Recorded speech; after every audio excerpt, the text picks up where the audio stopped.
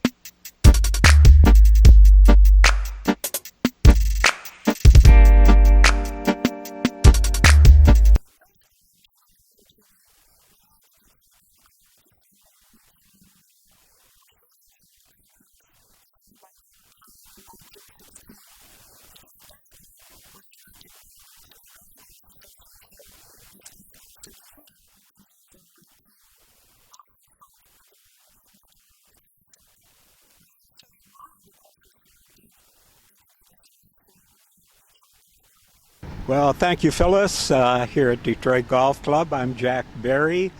I'm about as old as Detroit Golf Club, which seemed to be rediscovered this year by Dan Gilbert, who has done so much for the city of Detroit, and his Rocket Mortgage Classic.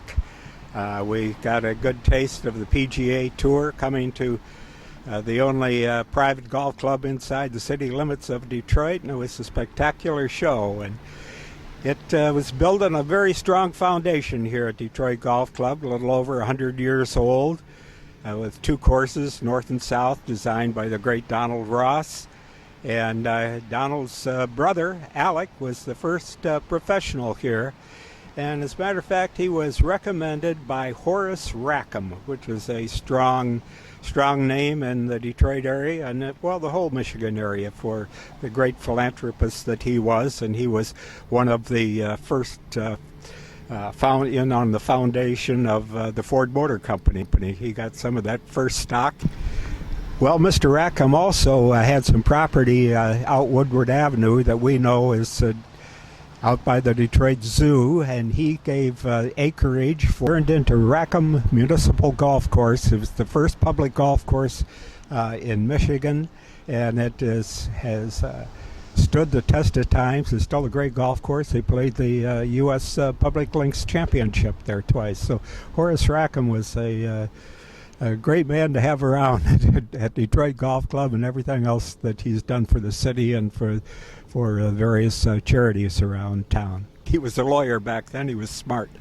And Horace Rackham recommended to Detroit Golf Club that they hire Donald Ross's brother, Alec, as the first golf professional. And so Alec was hired and was here for a very long time. And he became the first president of the Michigan section of the PGA. He won the United States Open. He was a national champion, played and won in Switzerland, won about every place. But he was here with the Detroit Golf Club, and that started a line of very good professionals here. Couldn't get any better than Horton Smith, who won the first and third Masters tournaments, was a great player of his time through the 20s and the 30s and through the 40s. And he was hired after the war, became the professional here at Detroit Golf Club, and was followed over the years by George Bear, who was a big star, a long hitter on the PGA Tour, Walter Berkemo, local fellow, and now John Gates has been at Detroit Golf Club for 18 years. He's a past president of the Michigan PGA. He's won some of the top awards, the Strasbourg Award twice for everything that he's done to bringing up young professionals. And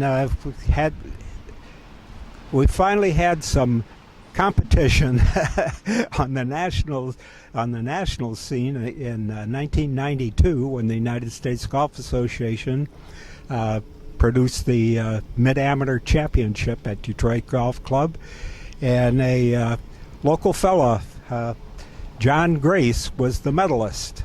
John lived in the Detroit area for about 15 years or so. He eventually moved down to Texas, became a friend of Ben Hogan in Fort Worth, and Danny Yates was the champion of the mid-amateur, and he had a pretty famous name in golf. His uncle and his dad were among the early members of the Augusta National, and Danny's a member there now.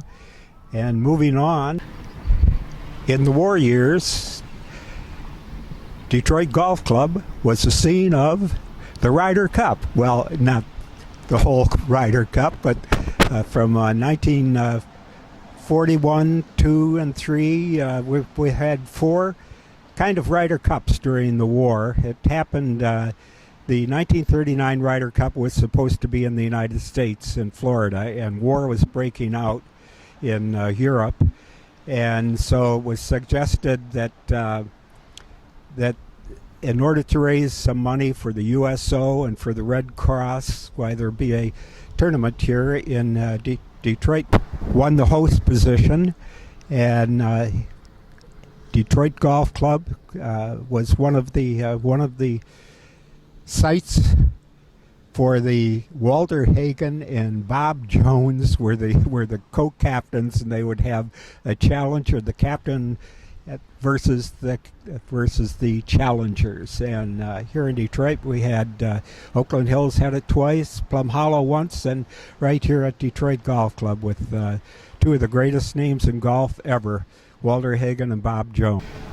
Well, we mentioned that Detroit Golf Club is over 100 years old. And you know what happens when you get to be a little bit older? I have found out the parts wear out. And even the golf course parts wear out. And so Detroit Golf Club hired Bruce Hepner, a native Detroiter who was on the staff of Tom Doak's Renaissance designers up in Traverse City, and he worked with Doak for 7 years on some of the great projects. The Cape Kidnappers, a spectacular cliffside course on the North Island of New Zealand, on Pacific Dunes, out at Bandon Dunes, regarded as the top course of that great resort complex out on the Oregon coast. And Stream Song down in Florida, another top resort. And he's worked all around Michigan at a number of courses, doing Belvedere. Bruce Hepner has worked on both the north and the south courses, and what he did was made the courses suitable for the PGA Tour. And the tour this year was spectacular. The players loved it.